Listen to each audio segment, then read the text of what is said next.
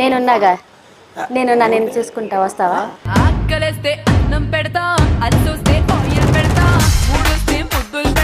అయితే ఆంటీది మొత్తం వదిలేసే, నేను ఆంటీ చేసేయన్నీ నేను చేస్తా.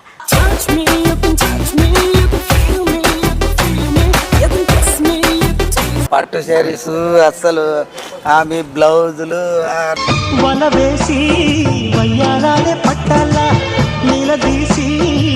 బానే ఉంది. ఇది కంఫర్ట్ గా బానే ఉన్నది దిట్టంగా.